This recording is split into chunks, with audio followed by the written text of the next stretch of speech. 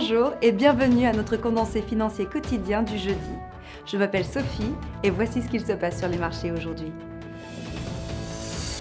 L'UE va se mettre à dos Theresa May aujourd'hui en publiant une ébauche du traité du Brexit qui ignore certaines des demandes les plus importantes du Premier ministre britannique. L'euro a montré de la faiblesse face au billet vert après que Powell a eu des commentaires rigoristes.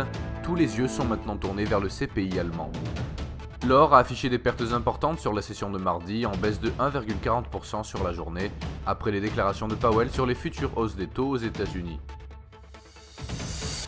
La paire livre-dollar a connu un mouvement descendant, chutant de 0,4% sur les deux dernières sessions, nous voyons un ratio vendeur-acheteur de 1,2 d'après le SSI. La paire dollar-yen a affiché de légers gains sur les dernières sessions, en hausse de 0,4% sur la dernière, nous voyons un ratio acheteur-vendeur de 1,4 d'après le SSI. Le cours du pétrole brut a perdu 1,6% sur la dernière session, le SSI continue de rester dans la zone équilibrée. Le cours de l'or a perdu 1,1% sur la dernière session, l'indice du sentiment spéculatif montre un ratio acheteur-vendeur de 1,3.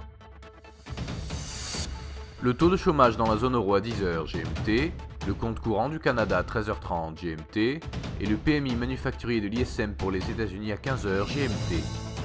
Les dépenses personnelles de consommation de référence aux États-Unis seront publiées à 13h30 GMT, le PMI manufacturier de market pour la zone euro à 9h GMT, le CPI national du Japon à 23h30 GMT. Nous espérons que vous avez apprécié nos perspectives marchés de ce jeudi. Nous vous souhaitons de la part de toute l'équipe une journée productive sur les marchés. N'oubliez pas de vous connecter demain matin pour les dernières nouvelles et événements des marchés financiers.